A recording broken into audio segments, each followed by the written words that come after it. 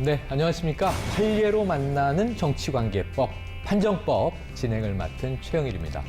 중앙선거관리위원회에서 아주 새롭게 시작한 야심찬 프로그램입니다. 정치관계법들을 판례를 통해서 아주 재미있게 알아볼 수 있는데요.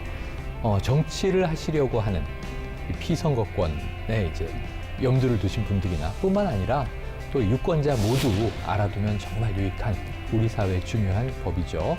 자, 오늘도 함께 도와주실 세 분 소개를 해드리는 것으로 시작을 해보겠습니다. 자, 서울선거관리위원회 행정과장을 맡고 계신 김정은 변호사님 나오셨습니다. 안녕하세요. 안녕하세요. 김정은입니다. 네, 저희 판정법에서 비주얼을 맡고 계십니다.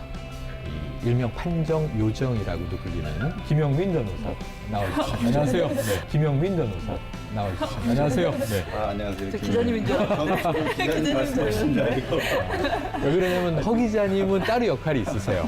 바로 판정법의 팩트체크 허백윤 기자님 나오셨습니다. 안녕하세요. 네, 안녕하세요. 백윤입니다. 네. 자, 오늘 판례로 만나는 정치관계법, 판정법 시작합니다.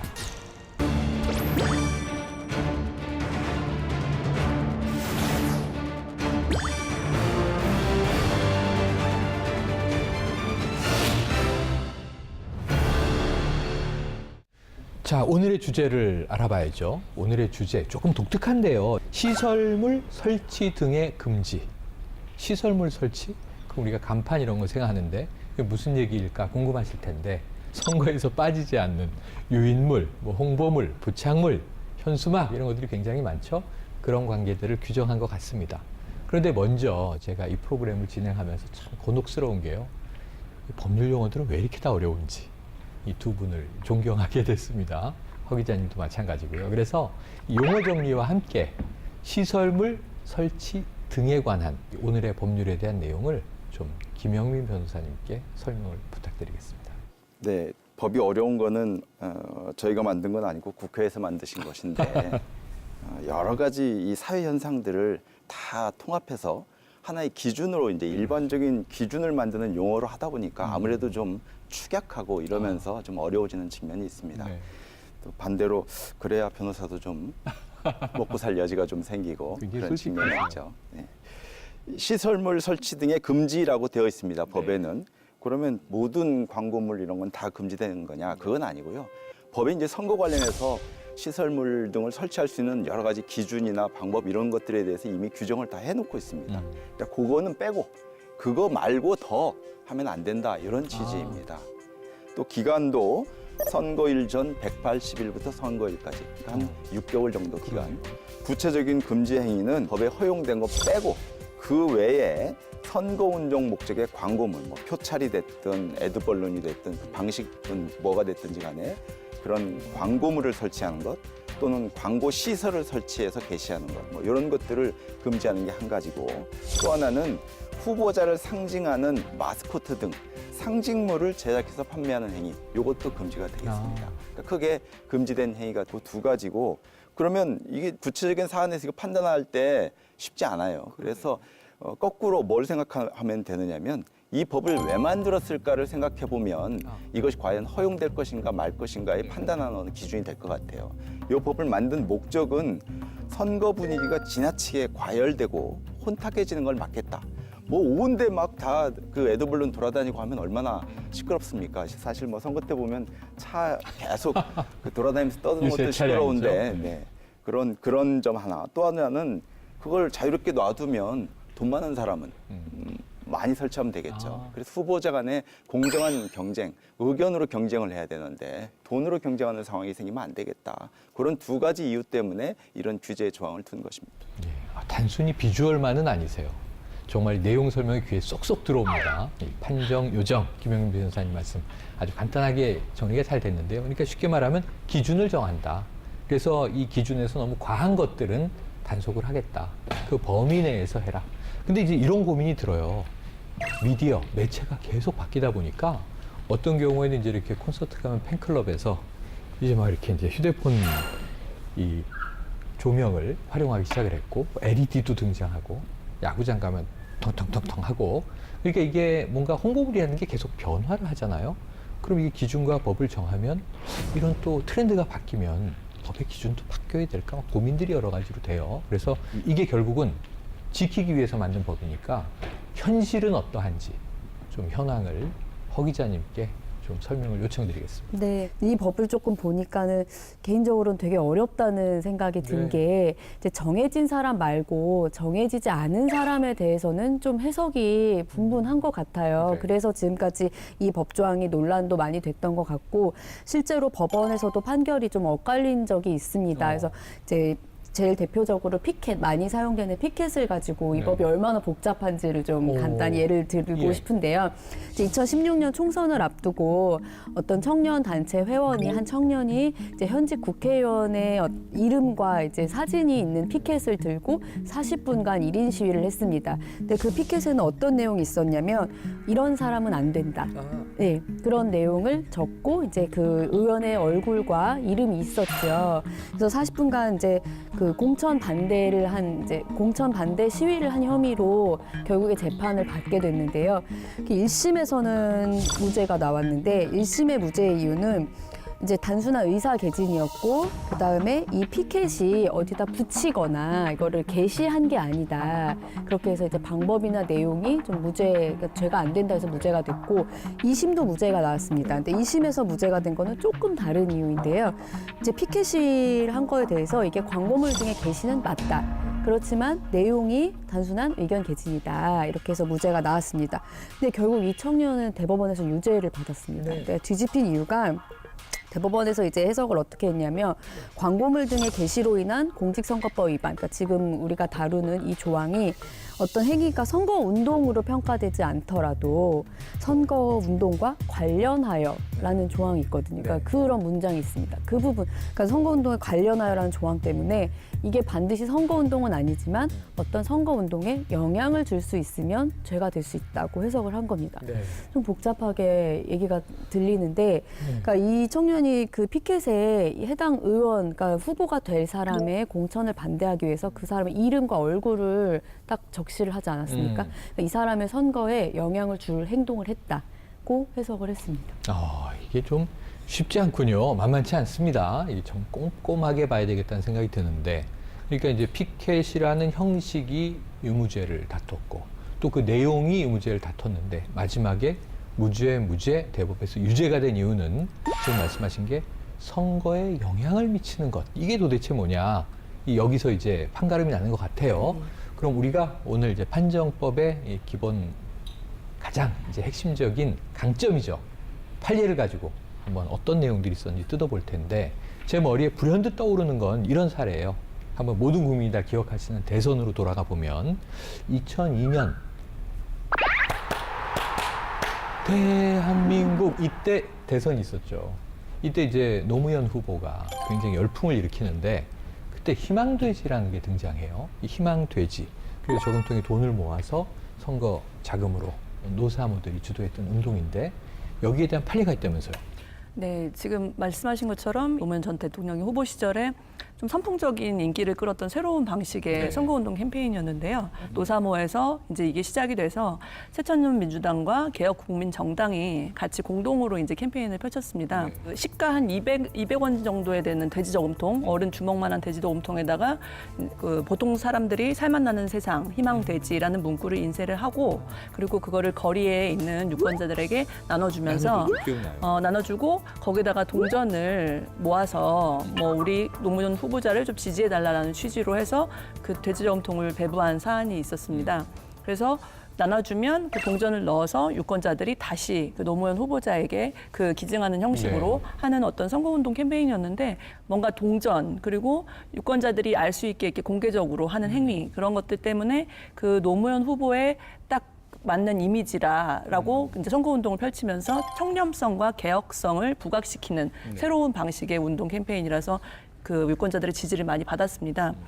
그 이 사건의 경우에도 그 개혁국민정당의 당원이 선거운동 기간 전에 일반 유권자들에게 거리로 나가서 유권자들에게 지지를 호소하면서 돼지 저금통을 나눠주고, 그리고 또 관련된 인쇄물을 배부해서 기소가 됐던 사안입니다. 크게 쟁점이 됐던 거는 거리에서 지지 호소했던 부분이 사전선거운동이 아니냐. 두 번째로 저금통을 나눠준 것이 기부행위거나, 그리고 그 방금 얘기한 어떤 시설물을 배포한 행위가 아니냐. 그리고 세 번째가 인쇄물을 배부했으니까 그것도 선거에 영향을 미치기 위해서 인쇄물을 탈법적으로 배부한 거 아니냐라고 해서 이 네 가지 정도가 쟁점이 된 사안입니다. 네. 자, 지금 우리가 다루는 것에 딱 맞는 판례라는 생각이 들어요. 그럼 기소가 된 거잖아요. 네. 그럼 검사 측의 논리는 어땠습니까?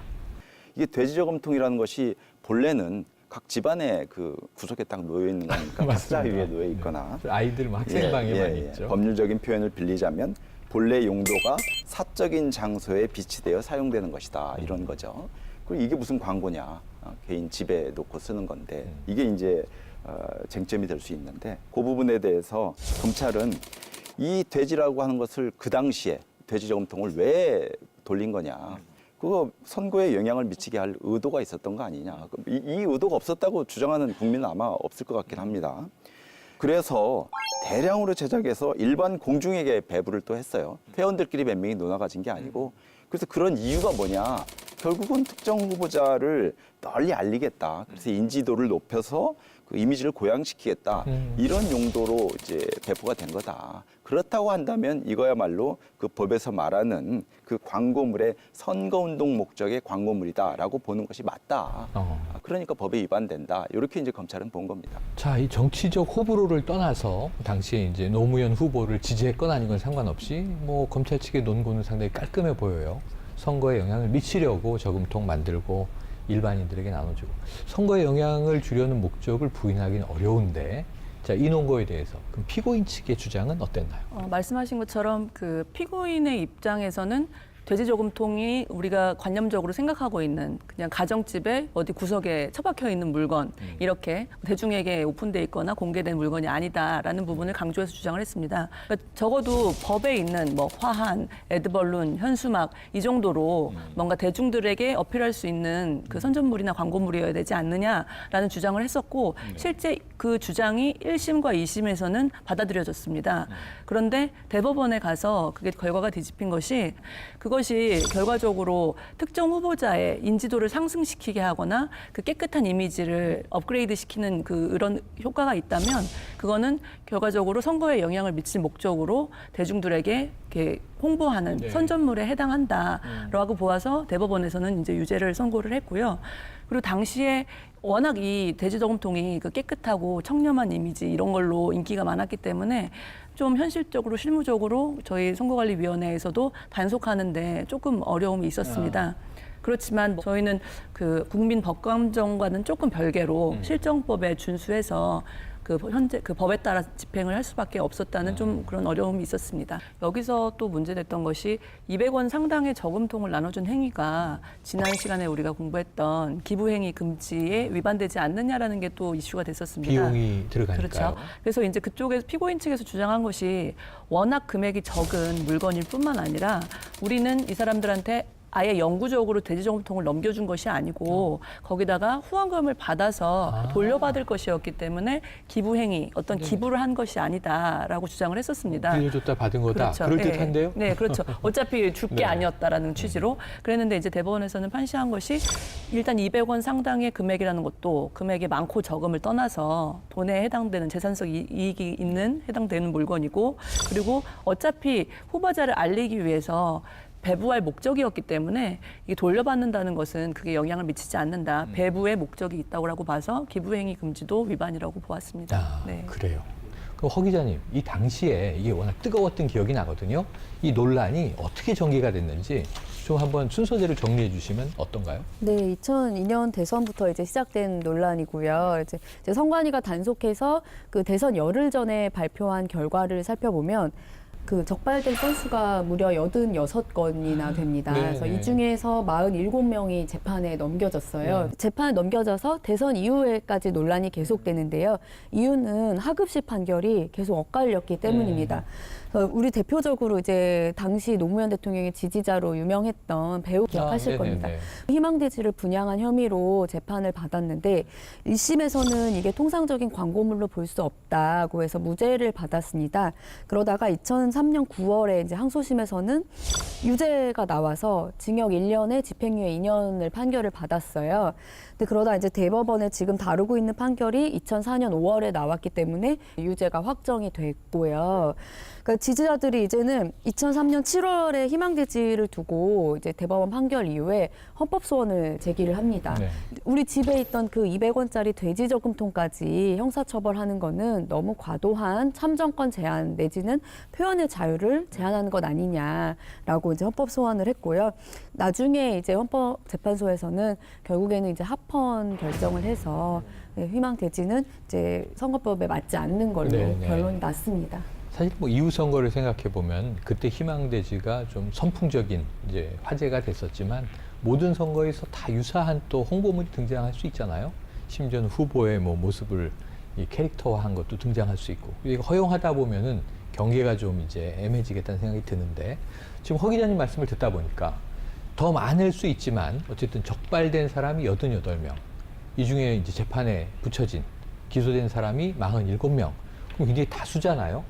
사건의 내용은 같은데 이런 경우에는 검찰은 이렇게 다수가 지금 고발되는 경우에는 어떻게 처리를 하게 되는 거죠? 뭐 숫자가 많다고 해서 수사 방식이 달라지는 건 아닙니다. 어차피 수사라고 하는 건 항상 사실이 어떠냐, 그것이 법이 위반되냐 이런 판단 작업이기 때문에 그래도 47명을 다 불러서 조사를 해야 당연히 되는 거죠? 해야죠. 네. 당연히 해야 되고 관할이 있기 때문에 전국 각 해당하는 경찰서, 검찰청에서 각각 조사를 하겠죠. 각각 조사를 하고 각각 결론을 내릴 겁니다. 다만 한 사안, 희망돼지라는 이 법률적 판단에 대해서 여기저기서 서로 다른 그 판단을 한다 그러면 굉장히 혼란스럽겠죠. 맞습니다. 그래서 이런 공안 사건의 경우에는 대검찰청의 공안부에서 조정을 합니다. 조정을 해서 나름의 이제 기준을 만들어서 통일된 어떤 결론을 가지고 전국에 지침을 내려보냅니다. 그래서 그 기준에 따라서 처리를 하게 될 겁니다.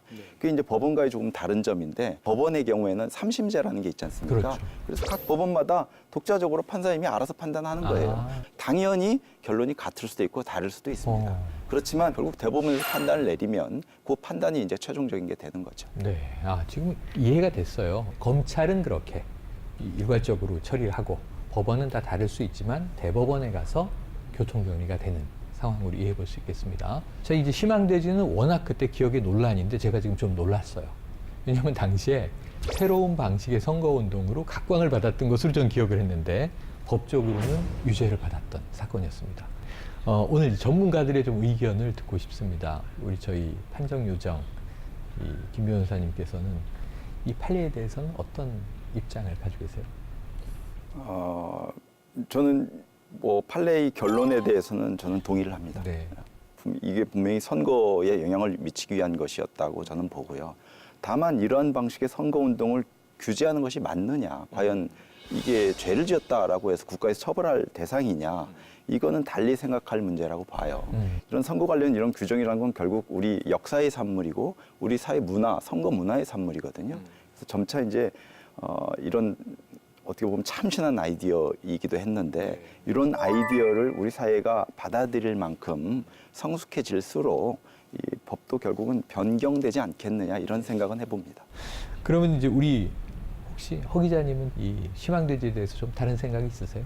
네, 희망돼지라는 게 말씀하셨듯이 그 당시 어떤 기념품 같은 네, 그런 의미가 느낌이 있지 않습니까? 저는 이 90조를 공부를 하다 보니까 선거에 나간 사람들이 할 수 있는 것들은 조금 많은 것 같은데 저같이 일반 이제 유권자가 좀 좋아하는 후보자를 위해서 할 수 있는 게 없더라고요. 근데 기념품이라는 게 금지가 돼 있기 때문인데 근데 제가 이제 조사를 해보니까 해외 선거에서는 그 선거 기념품 시장이 굉장히 발달한 나라들이 있습니다. 그래서 예를 들어서 미국 대선을 조금 떠올려 보시면 그 트럼프 대통령과 이제 힐러리 후보가 맞붙었을 때 엄청난 기념품들이 이제 보도도 되고 실제로 화제가 됐습니다. 제일 대표적으로 이제 트럼프 대통령이 이제 당시 후보 시절에 빨간색 모자를 쓰고 나와서 이제 늘 유세 현장에 빨간색 모자에 뭐라고 써 있었냐면 이제 미국을 다시 위대하게 만들자 해서 자기 어떤 슬로건을 딱 상징적으로 해서 하고 다녔고 그다음에 뭐 힐러리 앞치마라든가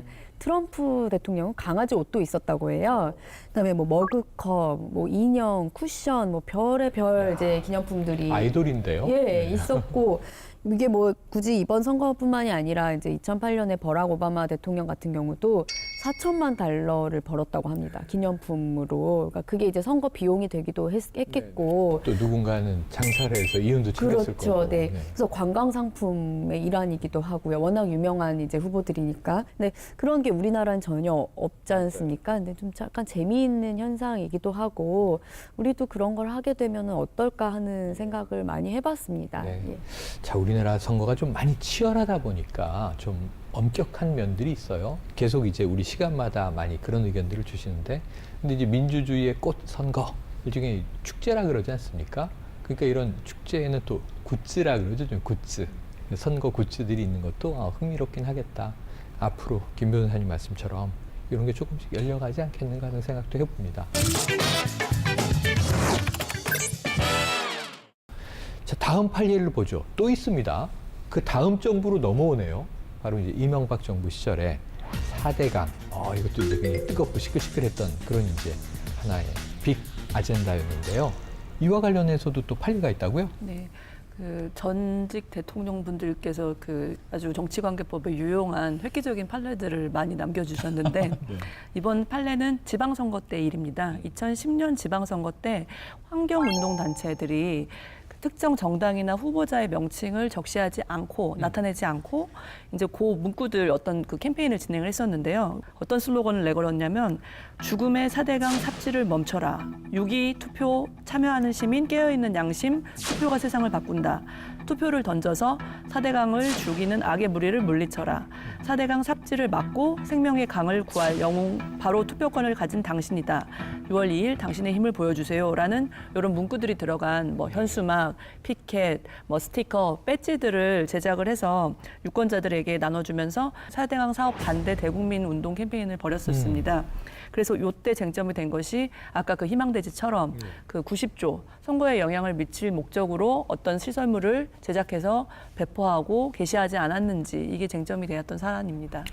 그래요. 기억이 또 납니다, 이것도. 상당히 또 국민적 반대가 있었던 사안이었기 때문에 선거 때마다 뜨거웠는데 악의 무리 뭐 이렇게 등장하고 하는데, 그러니까 딱 특정 정당, 뭐 당시 특정 대통령, 정치인 혹은 뭐 후보자를 거론하진 않았지만 어쨌든 뭔가 4대강 관련으로는 악의 무리, 그리고 그 반대하는 시민들은 영웅, 이런 또 구도를 만들어 놨네요.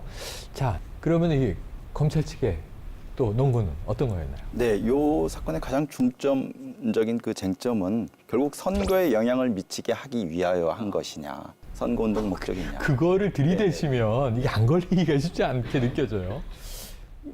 누가 봐도 네. 누가 봐도 4대강 얘기하면 이게 누구를 얘기하는지도 다 알고, 그다음에 그 시점에 그 얘기를 한다는 얘기가 이거는 결국은 선거에 영향을 미치는 목적으로 한 거 아니냐라고 하는 게 검찰의 생각이죠. 당시에 이제 현재 정부를 반대하는 입장이었던 거죠. 네. 자, 그러면은 뭐 항상 검찰의 논리가 너무 심플해요, 정말. 선거에 영향을 미치려고 그런 거 아니야? 그러면은 그거는 그럴 것 같은데 피고인 측의 주장도 있습니까? 그러니까 선거법에서 그 목적 범위를 워낙 넓게 규정하고 있기 때문에 사실 걸면 다 걸 수 있는 법이기도 하죠. 그때 당시에 이제 피고인 측의 주장은 환경단체 연합 이름 자체도 4대강 사업이나 그뿐만 아니라 과거에 있어서도 역대 정부나 어떤 그 환경 활동과 관련해서 끊임없이 자기 목소리를 내왔던 단체이기 때문에 우리는 우리 단체의 본연의 활동을 한 것이고 그것이 마침 이 4대강 사업에 맞물렸기 때문에 당연히 우리의 본연의 활동으로서 그 사업 여부에 대한 의견을 개진할 수 있다라고 주장을 했고, 또 그것이 결국에는 선거와 무관하게 의례적이고 본연의 어떤 직무적인 활동이다라고 주장을 했었습니다. 그래서 이 1심과 2심에서는 선거에 영향을 미칠 목적으로 보아서 다 유죄를 선고를 했었는데, 대법원에서는 이게 그 피켓이나 현수막에 들어간 문구가 워낙 다양한데 그걸 어떻게 일률적으로 선거법 위반이다라고 단정할 수가 있느냐. 그 문구와 상황을 보고 판단을 해야 된다. 일률적으로 판단할 것이 아니라 개별적이고 구체적인 활동을 보고 판단해야 된다라고 이렇게 그 판시를 했습니다. 그래서 뭐 예를 들면 무죄가 났던 것 같은 경우를 보면은 투표에 참여해 주세요. 투표를 참여해서 본인의 의사를 표현해 주세요. 이런 정도는 괜찮지만 근데 이제 그 문구를 누가 봐도 특정 정당을 유추할 수 있는 문구라고 하면 예를 들면 투표를 던져서 사대강을 죽이는 악의 무리를 뭐 처벌하자, 물리쳐라 그런 부분은 유죄라고 봐서 대법원에서는 구체적인 문구를 보고 개별적으로 다 판단을 해서 유무죄를 판단을 했던 이야, 사안입니다. 이게 재판이 점점 복잡해진다는 생각이 듭니다. 자, 그러면 이제 여기서 아까 말씀드렸지만 선거 시기 그 이전에 선거와 관계없이 통상적으로 일상적으로 해오던 주장들은 선거 시기에 쭉 해도 문제가 없는 거예요? 그 판단의 기준은 이전부터 쭉 하던 것이냐 그게 문제가 아니고요. 선거에 영향을 미치려고 한 거냐. 4대강 관련해서 그런 주장을 환경단체가 앞에서도 했고 오늘도 했고 내일도 했고 선거가 끝난 다음에도 쭉 하고 있고 뭐 그런 경우는 이게 선거를 생각한 게 아니고 일관적이다. 4대강이란 자체에 대한 논란을 자기 주장을 하는 것이구나. 이렇게 보면 이제 선거에 영향을 미칠 영향이 없다고 보는 것이고 네. 그렇지 않고 계속 하던 거라도 예컨대 선거 시즌에 4대강 얘기를 하면서 4대강을 뭐 이렇게 하는 어느 정당, 어느 후보자는 절대 찍어도 안 된다라고 심판하자. 하면 네. 그거는 선거에 영향을 미칠 목적으로 하는 거죠. 그래서 그 그러네요. 판단의 기준은 계속 하느냐가 아니라 선거에 영향을 미칠 목적이 있느냐 여부 그렇게 되겠습니다. 네, 그래요. 이 선거 시기마다 이런 굉장히 큰 사회적인 이슈에 대해서 찬반 논란이 있으니까 이게 선거 쟁점으로 좀 활용이 되는 것 같은데 이때는 또 어땠습니까? 일단은 4대강 판결에 대해서 이제 시민사회단체들이 일단 환영을 했습니다. 그동안 시민사회단체에서는 이 정책에 대한 표명을 해서 이제 정책 선거를 만들어가는 건데 선거법 90조가 이를 제약한다는 비판을 많이 해왔었거든요. 근데 이 4대강 판결로 해결이 된 게 아니고 같은 시기에 또 쟁점이 됐던 무상급식을 두고 또 논란이 있었습니다. 왜냐하면 4대강은 무죄가 나왔는데 그 무상급식 관련 어떤 단체 대표자는 유죄 판결을 받아서 그래요? 벌금 200만 원형을 받은 네네. 겁니다. 근데 이분이 뭐 한 건이 유죄가 된 게 아니고 이제 여러 번의 활동을 했었는데 이 중에서 이제 어떤 거는 무죄가 나오고 어떤 거는 유죄가 나왔는데 이제 제가 이해하기로는 약간 유무죄를 가른 좀 결정적인 요인이 그 정당 이름이나 이제 후보자 이름을 명시한 거는 다 유죄가 나오고 그래요. 그렇지 않고 어쨌든 정책에 대한 이야기만 했을 때는 좀 무죄가 나오고 좀 이런 식으로 갈린 것 같아요. 그래서 이제 그 단체들에서 많은 비판을 했었는데 제가 잘 이해한 게 맞는지요, 김 변호사님? 갑자기 궁금해져서요. 기본적으로 잘 이해하신 게 맞습니다. 그러니까 정당이나 후보자의 이름을 명시할 경우하고 명시하지 않는 경우는 뭐 우리가 생각하기에도 명시를 한다는 얘기는 그 선거와 관련성을 훨씬 더 인정하기가 쉽겠죠. 그래서 쉽게 보면 그 말씀이 맞습니다. 그러나 기준은 이름을 적었느냐가 아니고 선거에 영향을 미칠 목적이 있다고 볼 수 있느냐 없느냐 이거로 보면 되겠습니다. 지금 뭐 아주 훈훈한 장면이었어요. 네. 너무 질문이 좋으셨어요. 네. 바로 지금 김 변호사님 말씀해 주신 이 논리가 지금 정치권에서 아주 절묘하게 작동하고 있다 이런 생각이 드는 게 상대를 비판을 해야 되겠는데 대중이 알아들을 만한 분위기를 막 풍기고 주어나 목적어를 딱 명시하진 않아요.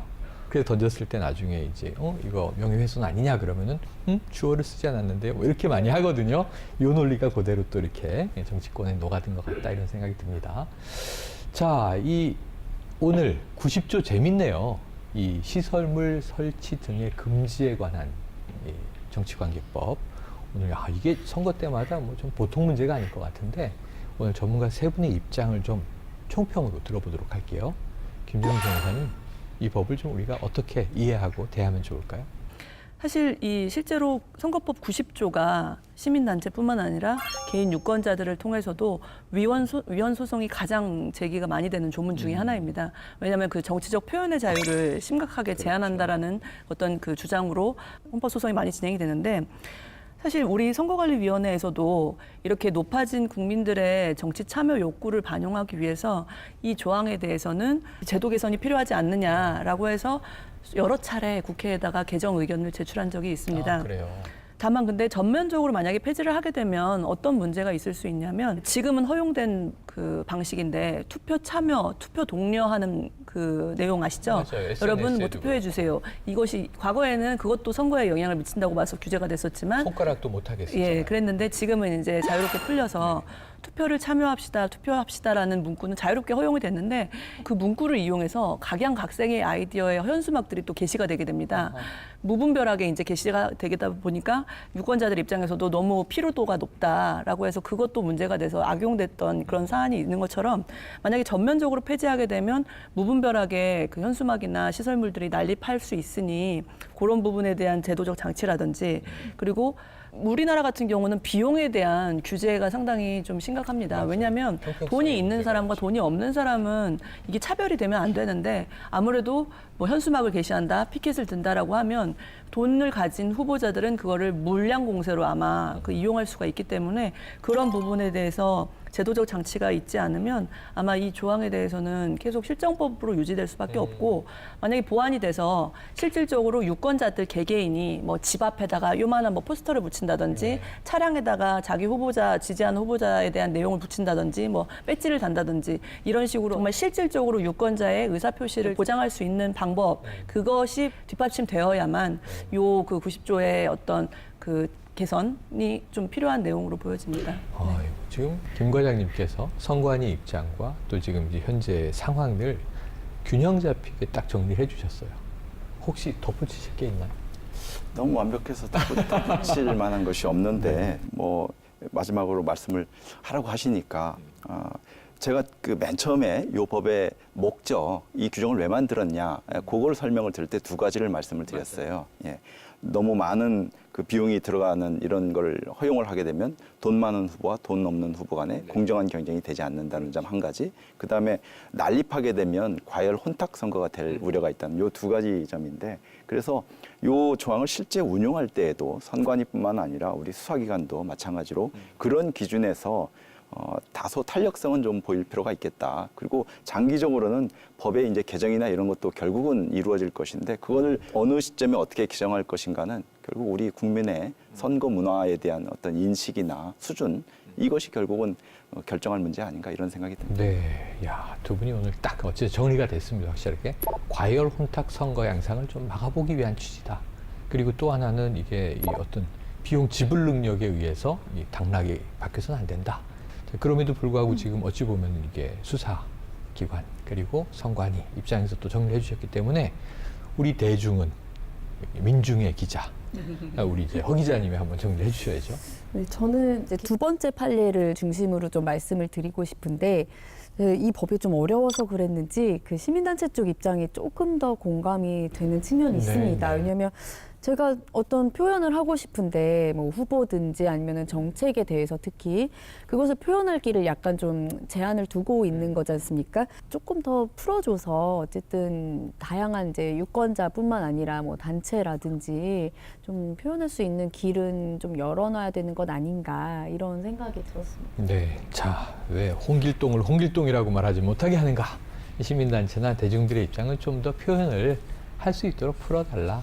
너무 이 법이 무섭게 해서 예를 들면 아무나 다 선거에 열심히 참여합시다. 이거는 다 할 수 있는 이야기니까요. 선관위가 다양한 캠페인을 하고 있더라고요. 그러면서 이 선관위도 지금 아까 말씀하신 대로 트렌드가 계속 바뀌고 새로운 방식의 선거 운동 방법들이 나오다 보니까 거기에 대해서 이제 매번 선거 때마다 고민을 해서 아까 이제 우리 투표 동료 인증샷 같은 것도 이전에는 금지됐던 게 이후에는 풀어주는 대목들도 있고 그래서 함께 좀 고민한다는 생각은 드는데 어쨌든 뭔가 막아야 하는 입장과 난 하고 싶은 대로 다 하고 싶은 입장은 충돌이 있을 수밖에 없고 그것을 이제 정말 기준을 잡아서 정리해야 되는 법제도가 쉽지 않겠다는 생각을 해봅니다.